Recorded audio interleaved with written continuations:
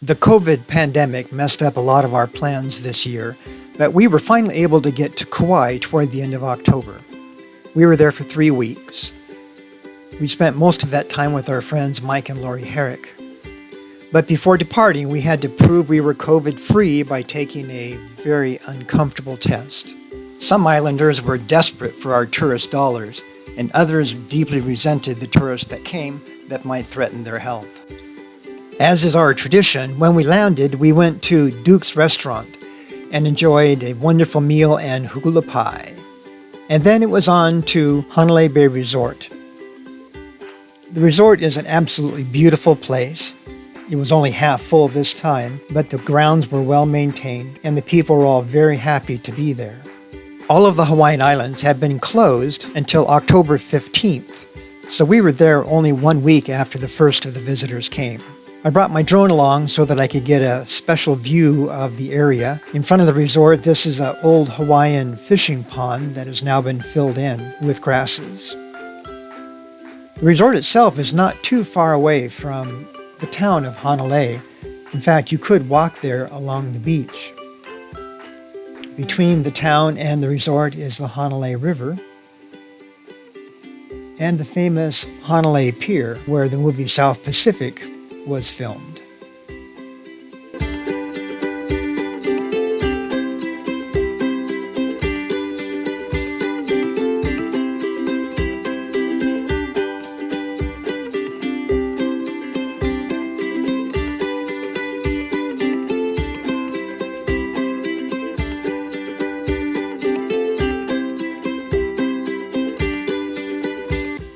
This view is looking now from Hanalei Beach itself, past the bridge and now headed toward the hotel.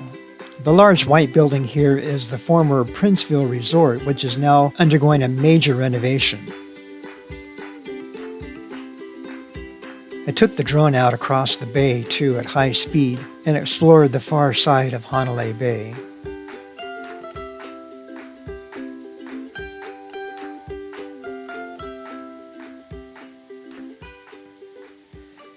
In the winter, the swell comes from the north, which it was during the time that we were there. So the seas were rougher in general, and the snorkeling not real good.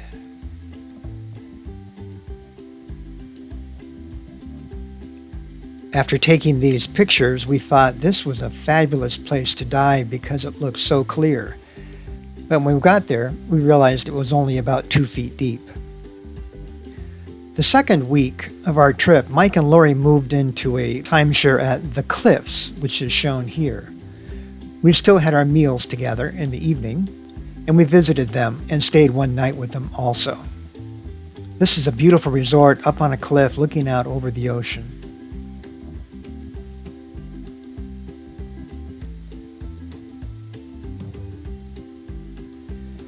Of course, we had our typical trip to the lighthouse.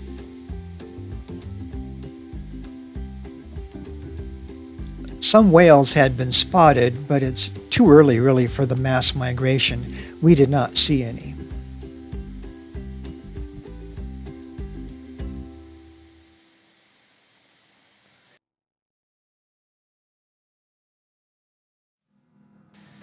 One of our favorite things to do, of course, was play tennis, which we did all 3 weeks that we were there. And then one day we rented kayaks and took off on our own up the Wailua River.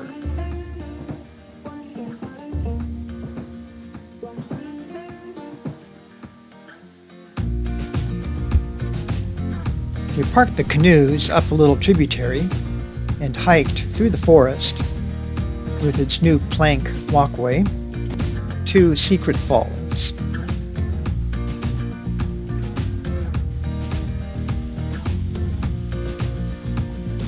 Throughout the 3 weeks, we were always surprised at how few people there were around because the resorts and hotels, if open at all, were less than half full. But there were quite a few people enjoying Secret Falls. Mike and I, of course, had to go out to the waterfall and let the water fall on our head. It appears I lost a few hairs in the process.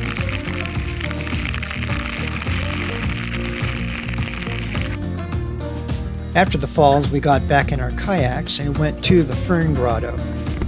Not a real spectacular place, but it was in good shape with lots of Boston ferns hanging from the walls and beautiful flowers around it. Then we headed back to home.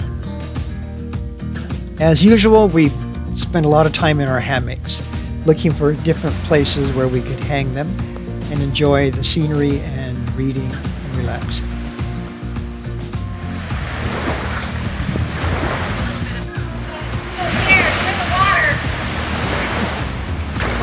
Perfect. Perfect. Yahoo!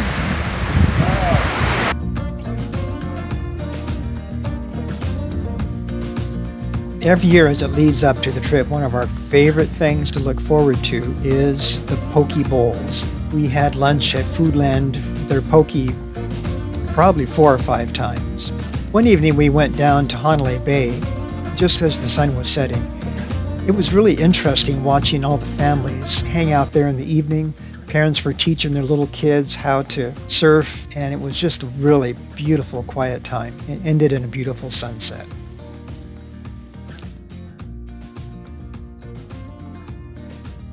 After 2 weeks, we went to the south side of the island and stayed in a condo in the Ni'ikai Resort. This side of the island has less rain.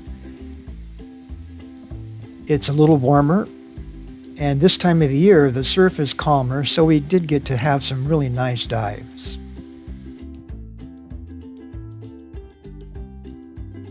It's not a very densely populated area, as you can see, just some resorts, condos, and homes along the beach, and then fields and farms behind them.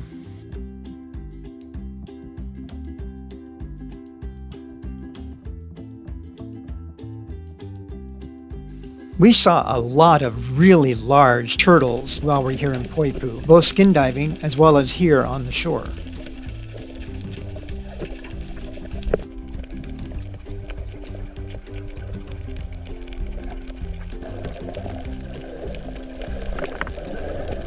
Our condo had tennis courts, so we played a lot of tennis, and we went on a nice hike along the ocean.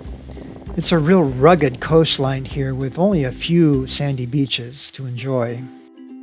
And then this trail led eventually to an ancient cavern where Hawaiians had lived centuries and centuries ago. Of course, we went up to Waimea Canyon and enjoyed the beautiful views up there.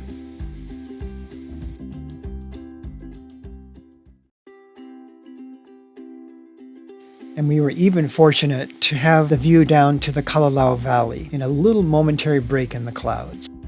Probably our favorite thing to do in Poipu was to go to the beach in the evening. The sunsets were spectacular. And we didn't realize it, but as the people gathered in one area, we looked up and noticed that that was a place where the sea turtles came in every evening to rest. So as the sun set, the turtles one by one would climb out of the sea onto the shore. Eventually there would be 15, 20, maybe even 30 turtles.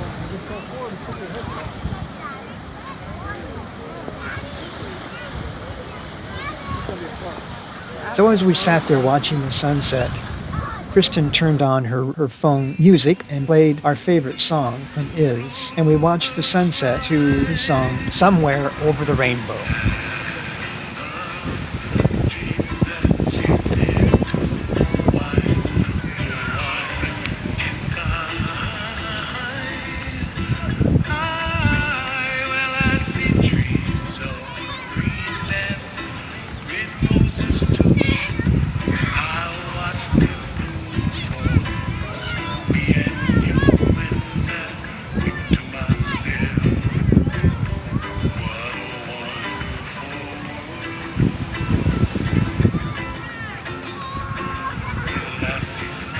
And as we sat there in the warm glow of that sunset, on the soft sand, looking at that beautiful, expansive sea, somehow, just for a moment, we could forget about all the terrible things that have happened in 2020 and just be at peace.